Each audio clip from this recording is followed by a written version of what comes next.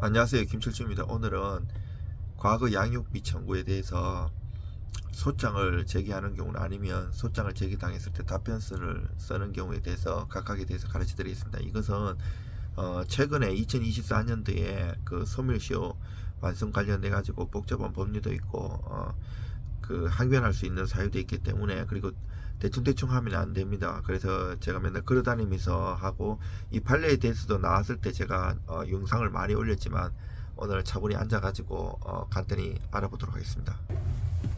과거 양육비 청구 소장과 답변서 청구하는 법, 그리고 반박하는 법인데요. 가사송 실무에서 반드시 정리해야 할 핵심 구조입니다. 법학 박사이고 법무사 전문위원입니다. 2011년 17회 법무사 시험 참석 합격했고요.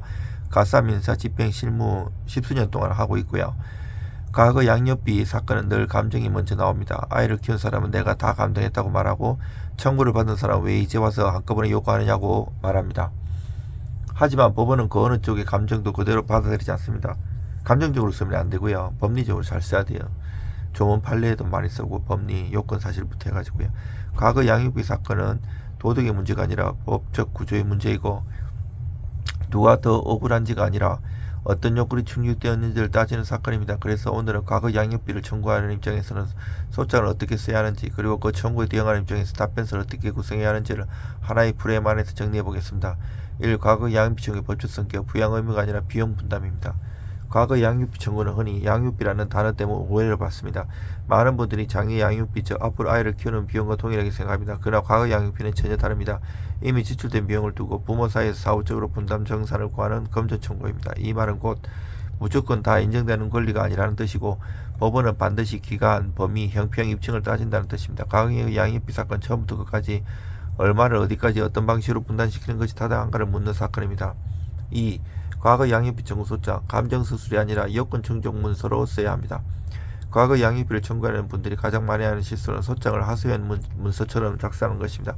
심판적으로 하소연처럼 써갖고는 될 일이 하나도 없어요. 과거 양육비 소송뿐 아니라 손해배상이든 부당이든 모든 소송은 공통이에요. 과거 양육비를 청구하는 분들이 가장 많이 하는 실수는 소장을 하소연 문서처럼 작성하는데 혼자 아이를 키웠다, 상대방은 아무 책임도 지지 않는다.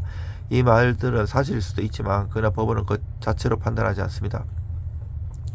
과거 양육비 청구 소장은 반드시 다음 4가지를 충족해야 하는데, 첫째, 실제 양육비의 내용과 기간. 둘째, 지출한 양육비의 규조. 상대방의 분담 가능성, 미분담 사정, 법률적 근거와 청구 범위의 합리성. 자, 다시 한번 보면 실제 양육의 내용과 기간 보면 누가 아이를 주된 양육자로서 돌보았는지, 언제부터 언제까지 그 상태가 지속되었는지, 이는 단순한 주장으로 부족하고 생활 형태, 거주관계, 보호관리의 실질이 드러나야 합니다. 이 지출한 양육비의 구조, 생활비, 교육비, 의료비 등 항목별 구성, 전 기간 합산 금액이 아니라 산정 방식이 보이는 구조, 법원은 얼마를 썼다는 숫자보다 왜 그 금액이 나왔는지를 봅니다. 3. 상대방의 분담 가능성, 미분담 사정. 상대방의 당시 경제활동 여부, 분담을 전혀 하지 않았는지, 일부라도 있었는지. 과거 양육비는 전액 전가가 아니라 공평한 분담이 원칙입니다. 4. 법률적 근거와 청구 범위의 합리성. 과거 양육비도 금전 재고에서 청구 대상이 된다는 점, 과도하지 않은 기간과 금액을 설정했다는 점, 이 4가지가 갖춰져야 과거 양육비 소장은 법원이 판단할 수 있는 문서가 됩니다. 3. 반대로 답변서는 어떻게 써야 하는가? 방어의 기술. 과거 양육비 소장을 받은 피고 입장에서 답변서는 단순히 아니라고 쓰는 문서가 아닙니다. 답변서는 사건의 쟁점을 법적으로 재구성하고 법원이 습득할 수 있는 다른 결론을 제시하는 문서입니다. 답변서는 반드시 다음 구조를 가져야 합니다. 1. 청구 전부 부인.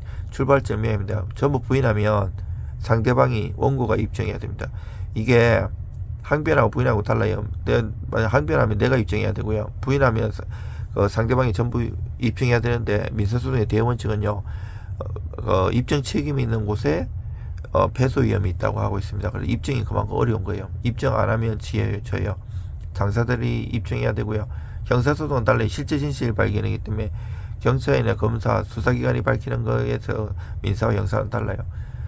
그리고 법률적 항변 시효, 성격, 범위, 예비적 항변 설령 일부 인정되더라도, 자, 여기 시효, 소멸시효잖아요. 그거 갖고 2024년에 판례가 이것도 과거 양육비도 소멸시효 완성된다고 하는데, 그게 이제 명확하게 옛날에 뭐 이혼 조서라든지 판결문에 있는지에 따라 다르고, 만약에 그게 또 이제 나중에 미성년 때는 시효가 진행되는 게 아니고 얘가 성년이 되었는데 성년이 되고 10년을 봐야 막 할매 할아버지가 되었을 때 나중에 청구하면 힘들잖아요. 그런 것들이 있어요. 그리고 청구 전부 부인 출발점을 명확히 하는데 원고의 청구는 전부 이유였습니다. 이 문제는 단순한 형식이 아니라 법원이 사건을 다툼 있는 사건을 인식하게 만드는 선언이에요. 두 번째, 법률적 함의 시효 성격 범위. 이 단계에서 답변서는 감정에서 벗어납니다. 과거 양육비 청구권이 언제 발생했는지, 언제부터 소멸시효가 진행되는지, 이 사건이 확정된 양육비 미지급인지 사후정산인지, 이 항변이 정리되지 않으면 사건은 숫자 싸움으로 흘러가고 피고는 불리해집니다. 세 번째, 예비적 항변. 설령 일부 인정되더라도 실무에서 가장 중요한 문단입니다. 설령 과거 양육비 분담 필요성이 일부 인정되더라도 전 기간 전액 일시금은 형평이 반한다는 점, 기간 제한 금액, 감액, 분할 지급이 필요하다는 점, 특히 질병, 재활, 소득 감소, 부양 부담은 책임을 부정하는 사유가 아니라 지급 방식과 범위를 조정하는 핵심 사정입니다. 이 문단이 잘 쓰이면 법원은 전부 인용 대신 조정, 감액, 분납이라는 현실적 결론을 고민하게 됩니다. 네 번째, 과거 양육비 사건에서 법원은 실제로 보는 것. 실무에서 과거 양육비 사건은 극단적인 결론으로 끝나는 경우가 많지 않습니다. 대부분 다음과 같은 방식으로 정리됩니다. 일부 기간만 인정, 청구금의 상당 부분 감액, 일시금이 아닌 분할 지급. 그래서 이 사건의 본질은 이기느냐 지느냐가 아니라 어디까지 진행되고 어떻게 정리되느냐에 있습니다. 청구하는 자는 구조적 소장으로 신뢰를 얻어야 하고 대응하는 쪽은 법리와 사정으로 결론의 폭을 줄여야 합니다. 다섯 번째, 소멸시효 쟁점. 언제까지 청구할 수 있느냐를 대법원이 이렇게 정리했습니다. 과거 양육비 사건에서 실무가 가장 예민해지는 지점이 바로 소멸시효입니다. 왜냐하면 청구할 수 있느냐 없느냐가 감정이 아니라 법률 요건에서 갈리는 구간이기 때문이다.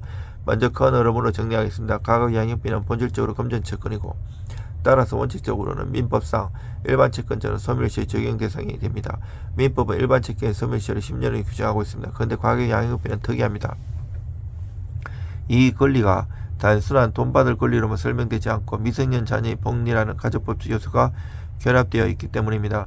그래서 과거에는 합의나 심판으로 구체화되기 전에는 시효가 진행되지 않는다는 반향의 판례 흐름이 있었고, 이 때문에 실무 현장에서 과거 양육비는 시효가 없다, 잘 안 된다는 식의 오해가 생기게 했습니다.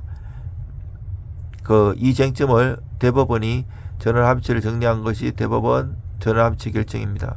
2024년 7월 18일자 2018서724. 이 결정의 핵심 요지는 다음과 같이 이해하시면 됩니다. 1. 미성년 기간 중 자녀가 아직 미성년이고 양육의무가 계속되는 동안에는 과거 양육비를 둘러싼 권리 성질상 소멸시효가 진행되지 않는다고 볼 특별한 사정이 있다고 보았습니다. 그런데 성년 이후, 그러나 자녀가 성년이 되어 양육의무를 종료하면 그때부터는 과거 양육비 지급을 구할 권리도 다른 금전 채권과 마찬가지로 소멸시효가 진행하고 결국 10년의 시효 제한을 받는다고 정리했습니다. 세 번째, 판례 변경의 의미. 이 판단은 종전 판례의 입장과 다른 방향이어서 전원합의체는 명시적으로 기존 판례를 변경했다는 점을 분명히 했습니다. 이 정리의 실무적 의미는 매우 큽니다. 과거 양육비는 무기한으로 청구할 수 있는 권리도 아니고 반대로 이혼 별거 후 시간이 지났다는 이유만으로 곧바로 소멸하는 권리도 아닙니다. 법원이 잡아준 기준은 결국 하나입니다.